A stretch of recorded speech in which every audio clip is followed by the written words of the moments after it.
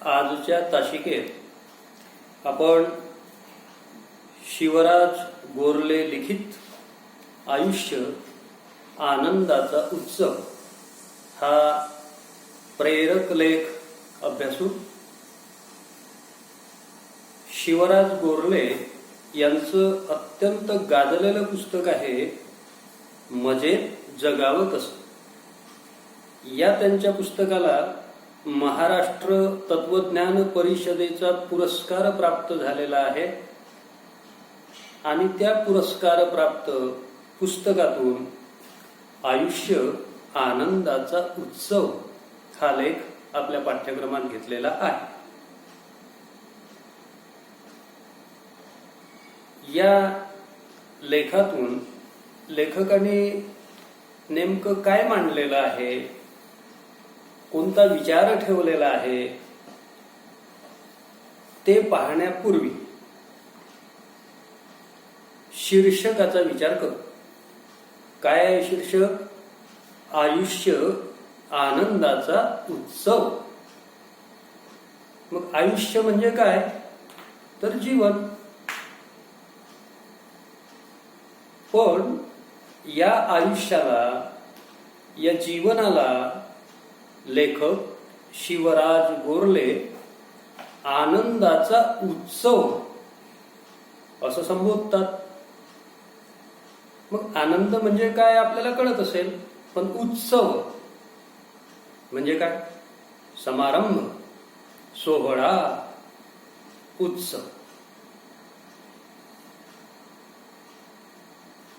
आता जगद्गुरु संत तुकोबाराय त्यांची उक्ती आपल्याला माहिती असेल. काय सांगितलं त्यांनी?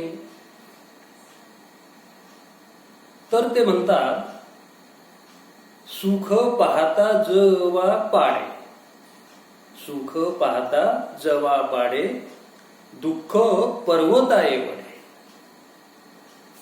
म्हणजे काय? तर आपल्या आयुष्यात म्हणजेच मानवी जीवनात दुःख प्रचंड आहे आणि सुख जवापाडे अत्यल्प आहे. दुःखाच्या तुलनेत अत्यल्प. जवाचा दाना अगदी लहानसा बारीकसा असतो. तसंच मानवी आयुष्यात सुख देखील दुःखाच्या तुलनेत अत्यल्प प्रमाणात असते. हे जगद्गुरु तुकोबारायांनी सांगितलं. आपण त्यातून काय घेतलं?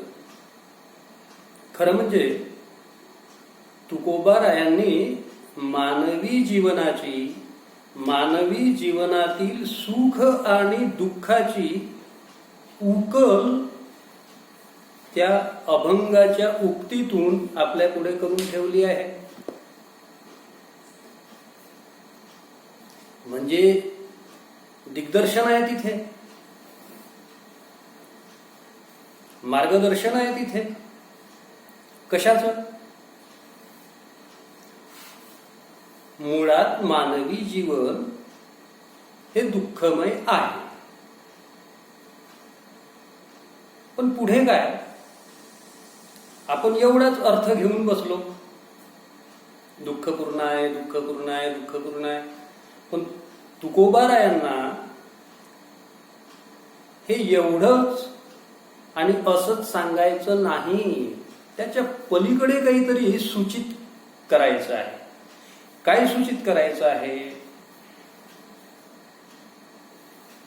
तर मुळात दुःखमय, कष्टमय, दुःखपूर्ण असलेलं हे आपलं मानवी जीवन आपल्याला सुखमय करता येणार नाही का?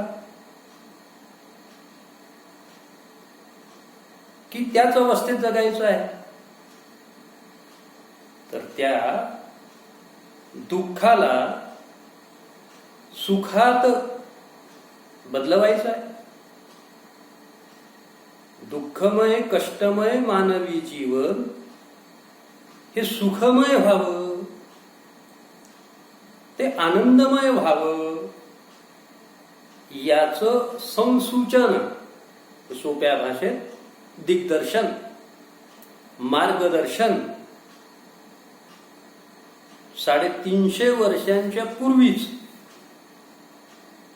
जगद्गुरु संत तुकोबारायांनी करून ठेवलं. आता शिवराज गोरले हे आपल्या या पाठाचे लेखक, हे काय म्हणतात? आयुष्य आनंदाचा उत्सव. म्हणजे वरवर पाहता आपल्याला तुकोबारायांनी सांगितलेलं आणि आता शिवराज गोरलेंनी हे लिहिलेलं परस्पर विरोधी वाटेल, पण नाहीच तसं. अजिबात परस्पर विरोधी नाही.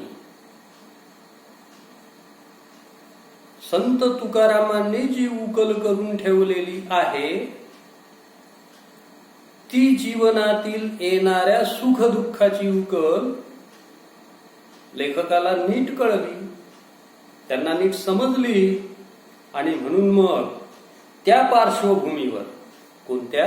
सुख पाहता जवा पाडे दुःख पर्वता एवढे, या पार्श्वभूमीवर आयुष्य आनंदाचा उत्सव आहे असं वाटलं. तिथूनच मिळालेली दिशा आहे. पण आपण वेगळ्या अंगानं कधी विचारच करत नाही, म्हणून आपली फसगत होते. आपल्याला आपलं आयुष्य हा आनंदाचा उत्सव करता आला पाहिजे, ही प्रेरणा आहे इथली.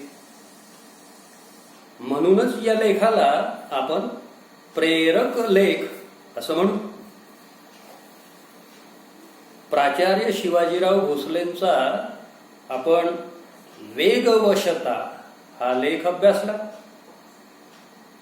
तो वैचारिक साहित्य प्रकारात मोडणारा होता आणि हा लेख प्रेरक साहित्य प्रकारामध्ये मोडणारा आहे. शीर्षकाबद्दल थोडीफार काही कल्पना आली. आता या लेखात नेमकं आपल्याला काय अभ्यासायचं आहे, लेखकाने यातून कोणते मुद्दे मांडलेले आहेत ते थोडक्यात पाहू. तर मानवी स्वभाव कसा आहे पहा. प्रत्येकाला आनंद हवा असतो, प्रत्येकाला. तुम्ही असा, आम्ही असो, प्रत्येकाला आनंद हवासा वाटतो. परंतु बऱ्याचदा काय होते, आनंद म्हणजे काय आणि तो आनंद कसा मिळवायचा, आनंद म्हणजे नेमकं काय आणि तो आनंद कसा मिळवायचा हेच आपल्याला उमगलेलं नसते, समजलेलं नसते. ही आहे आपल्या जगण्यातली फसगत. ही आहे आपल्या जगण्यातली गल्लत. आनंद हवा आहे, त्याच्या मागे धावतो, पण आनंद म्हणजे नेमकं काय हेच ठाऊक नाही. तो मिळवायचा कसा हेही ठाऊक नाही. पाहिजे, पण जे पाहिजे आहे ते नेमकं काय हेच माहीत नाही. अशी गल्लत आपल्या जगण्यात, आपल्या वागण्यात, आपल्या आयुष्यात झालेली आहे. ही गोष्ट मानवी जीवनातली लेखकांनी अचूक हेरली आणि असं घडू नये म्हणून मग या लेखातून त्यांनी आनंद म्हणजे काय, तो कुठून आणि कसा मिळवायचा त्याचं मार्गदर्शन केलेलं आहे. खरे तर आनंद बाहेर नसून तो अंतरंगात असतो. बाहेर नसून अंतरंगात असतो. अंतरंग म्हणजेच अंतःकरण. तो आपल्या अंतःकरणात असतो. फक्त आपल्या अंतरंगात हा आनंद असतो. याचं भान, याची जाणीव आपल्याला नसते. पहा, आहे आपल्याच जवळ, पण हे आहे याचं भानच नाही, त्याची जाणीवच नाही. आणि म्हणून मग आपण आनंदाला इकडे तिकडे शोधत असतो. त्या शोधण्याची गरज नाही. मग कशाची गरज आहे?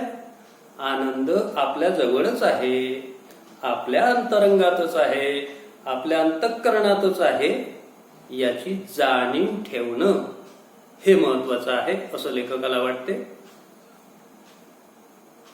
मग आनंद नेमका कशात असतो, तो कसा अनुभवायचा, अगदी छोट्या छोट्या गोष्टीतही आनंद कसा भरभरून व्यापून उरलेला असतो, आनंदी राहण्याची सवय आपण कशा पद्धतीनं लावून घेतली पाहिजे, या संबंधीचं मार्गदर्शन या लेखातून लेखकांनी आपल्याला केलेलं आहे.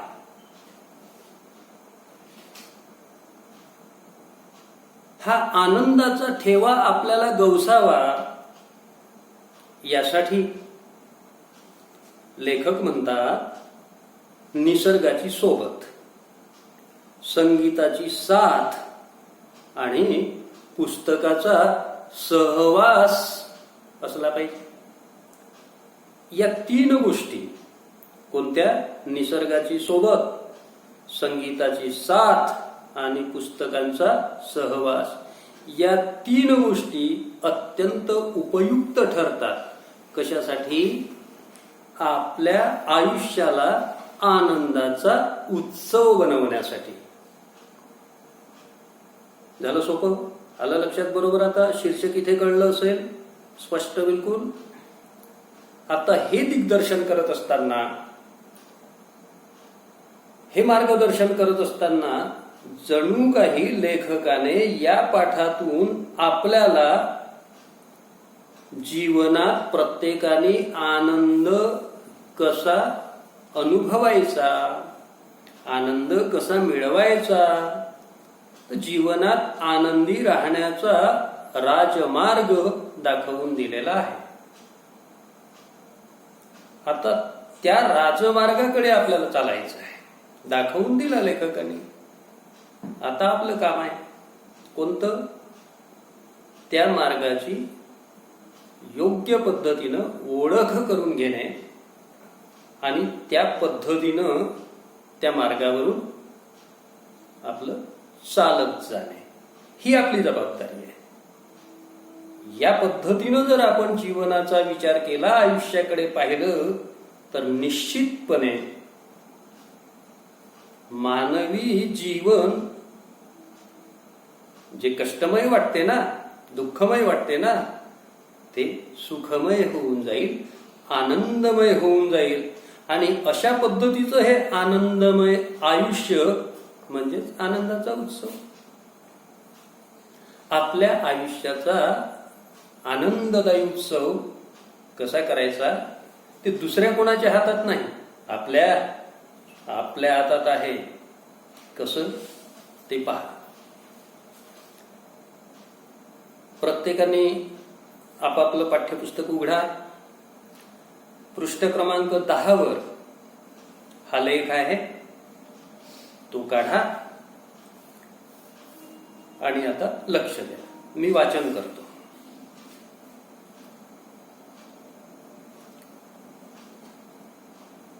आनंद सगळ्यांनाच हवा असतो, पण आपला आनंद नेमका कशात आहे हे अनेकांना कळत नसतं.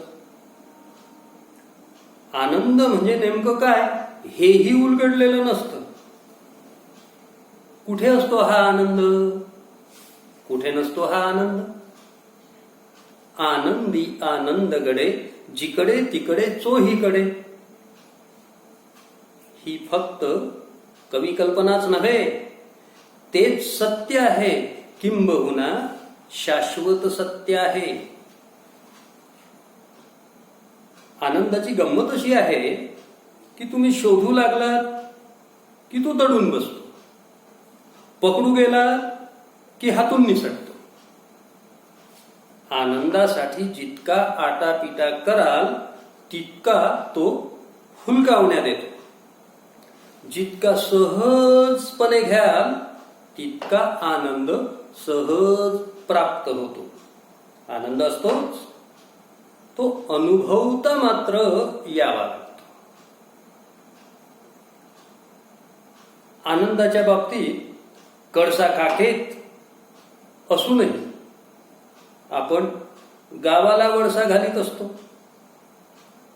आनंद आपण बाहेर शोधत असतो आणि तो मात्र आत आत असतो. आनंद आपल्या मनातच असतो. आनंदाच्या झऱ्याचा उगम आपल्या अंतरंगातच असतो. हे खरं आहे की आनंद सर्वत्र असतो, पण अंतरंगात आनंद असेल तरच तो अनुभवता येतो. आनंदाचं नातं जुळतं ते फक्त आनंदाशी. आनंदाला आकर्षित करतो तो फक्त आनंदच.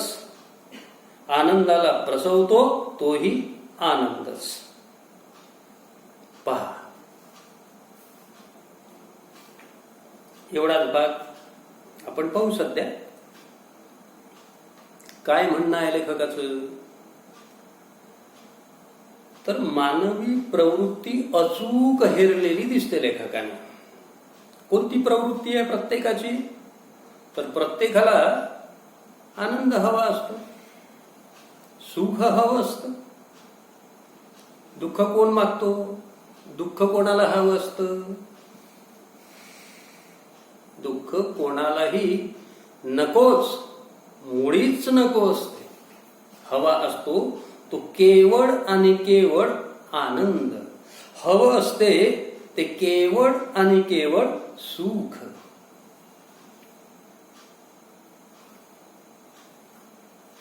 आणि म्हणून मग आपण ज्या गोष्टीची आपल्याला आवड त्या गोष्टीच्या मागे धावतो. आनंदाची आवड म्हणून मग आनंदाच्या मागे धावणं आलं. आपलं सर्वसाधारण आयुष्य हे असं आहे. खरं म्हणजे आपला आनंद नेमका कशात आहे, म्हणजे आपल्याला कोणत्या गोष्टींपासून कशातून आनंद मिळतो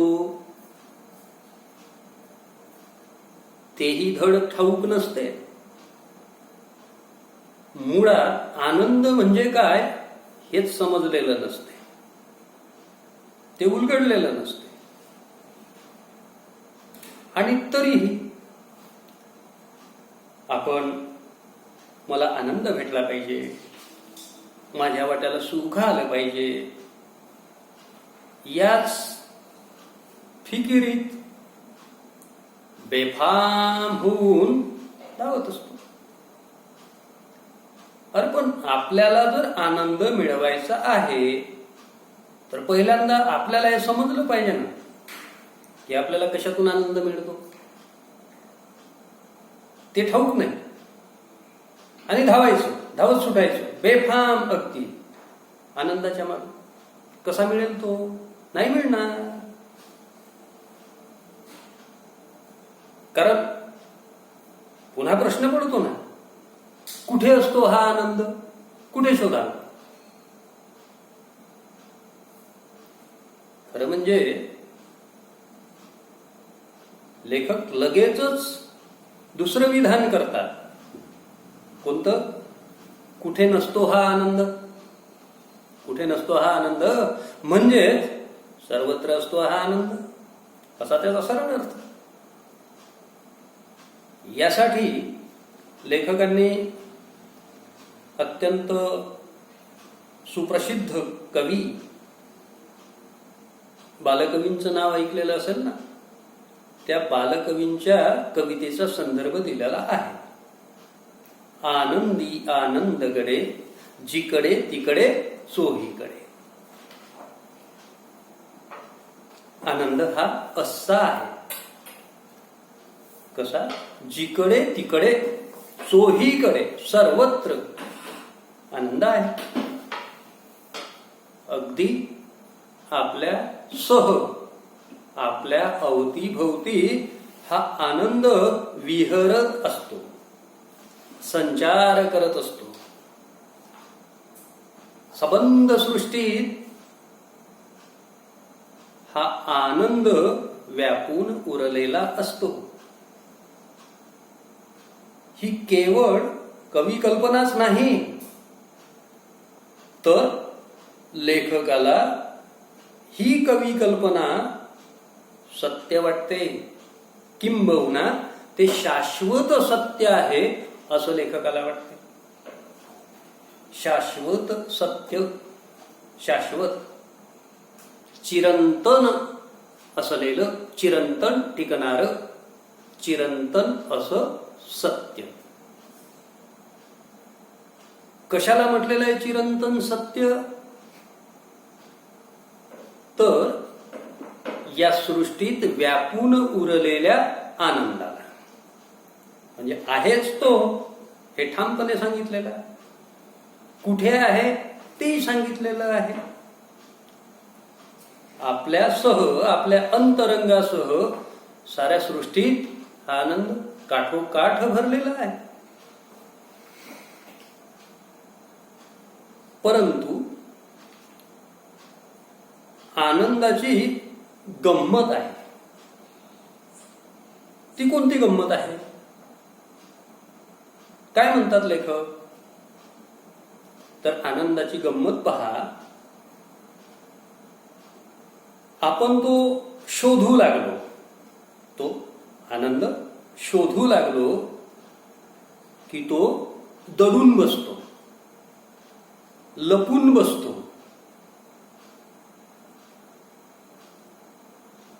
पकडायला गेलं, आनंदाला पकडायला गेलं तर तो हातातून निसटून जातो. पहा, आनंदाबद्दलची लेखक ही गंमत सांगताय. आनंद शोधायला गेलो की तो दडून बसतो, सापडत नाही याचा अर्थ. पकडायला गेलो तर हातातून निसटून जातो, थांबतच नाही.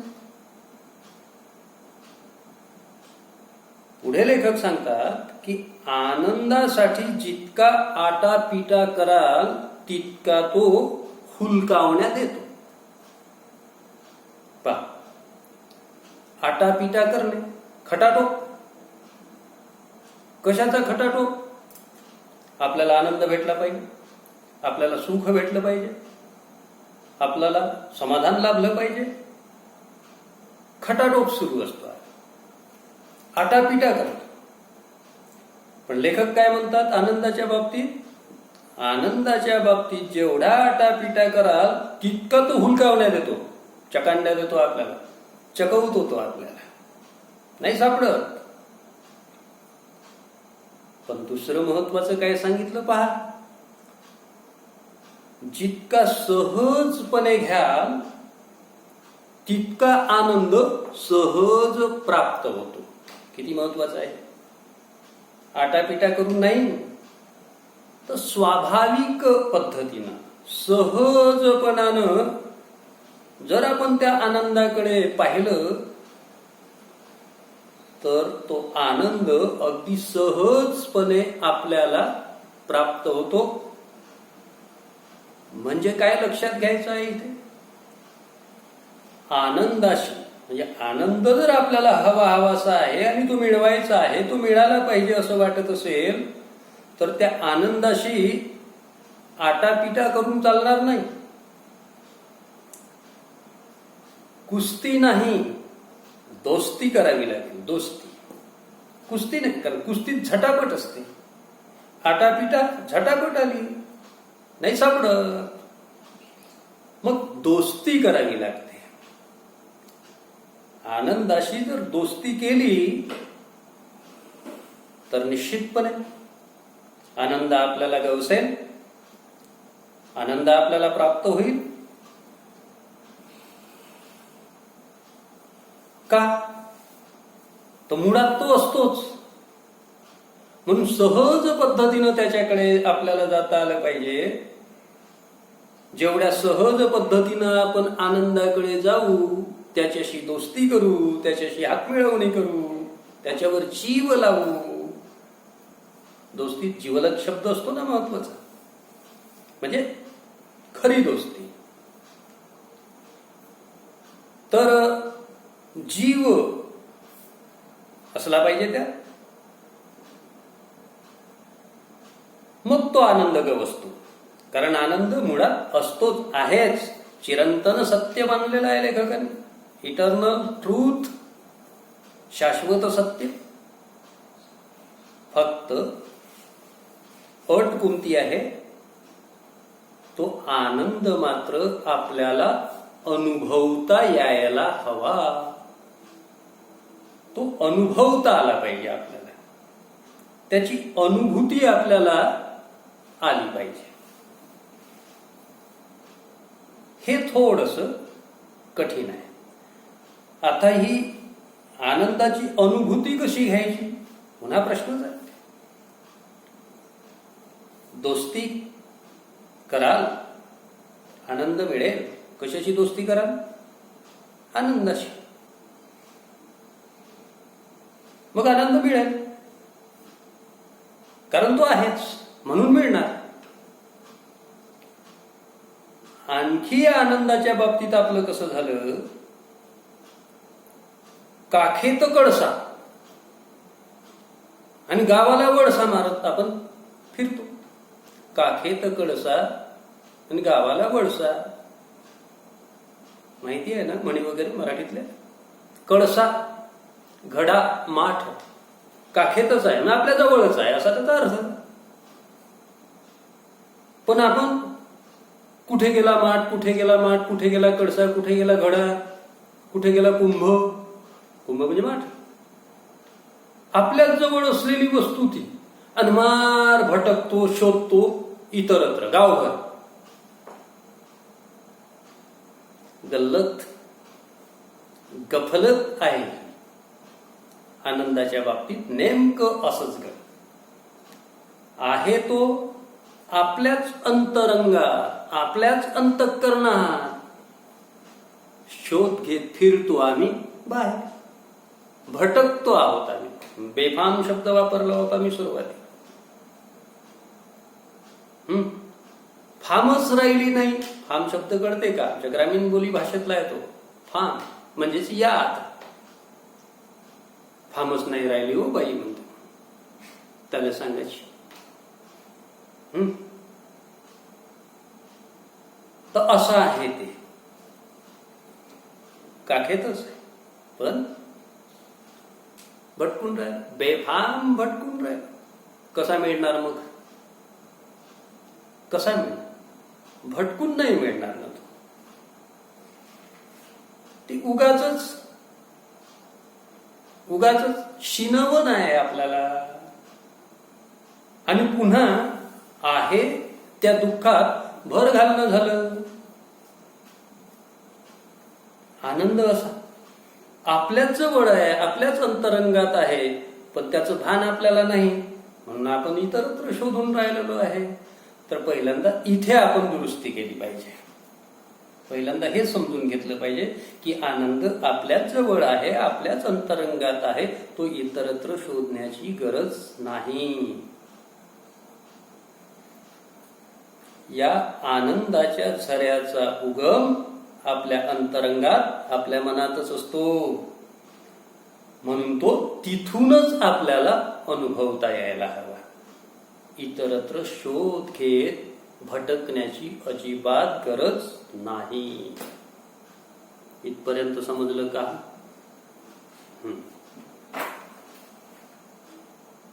तुम्ही एक काम करत जा. हा लेख वाचताना फार आपल्याला सोपा सोपा वाटतो, पण नाही सोपा. आशय फार कठीण आहे. म्हणून तो सोपा होण्यासाठी आम्ही तर बोलतोच, पण तुमची ही जबाबदारी आहे. आज सुरू केलेला हा पाठ संपेपर्यंत दररोज किमान एकदा तरी मन लावून वाचायचा. ठीक आहे? आज आपण इथेच थांबू. उर्वरित भाग पुढच्या तासिकेत पाहू.